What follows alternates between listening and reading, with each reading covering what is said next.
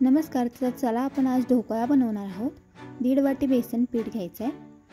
मग ते एका मिक्सरच्या भांड्यामध्ये घालून त्यामध्ये 1 चमचा हळद पूड, 1 चमचा हिंग पावडर, 4 चमचे साखर घालायची आहे, लिंबू रस 2 चमचे, मीठ चवीनुसार घालायचं।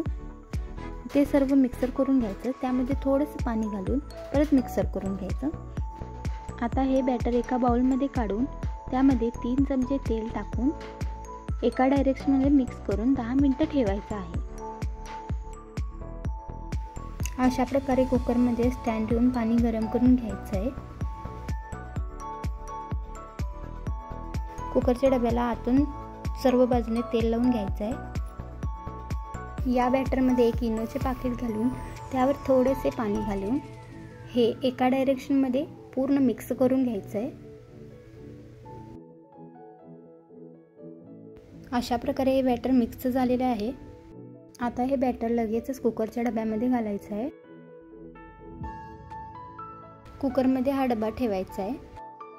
कुकरचं टोपण लावून शिट्टी काढून 15 मिनिटे हीट करून घ्यायचं।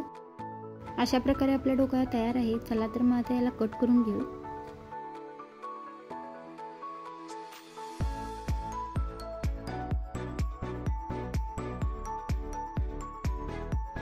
चला तर आता याला फोडणी देऊ। तेल तापवून घेतलेलं आहे। मोहरी टाकायची, थोडी कढीपत्ता टाकायचा, बारीक चिरलेली 2 मिरची टाकायची, हिंग टाकायचे, थोडीशी कोथिंबीर टाकायची, त्यामध्ये थोडंसं पाणी घालून 2 चमचे साखर घालायची। आता ही फोडणी छान अशी ढोकळ्यावर घालून घेऊ। त्यावर आता मस्त अशी कोथिंबीर घालून घेऊ। मस्त हा असा स्पॉन्जी ढोकळा तयार आहे।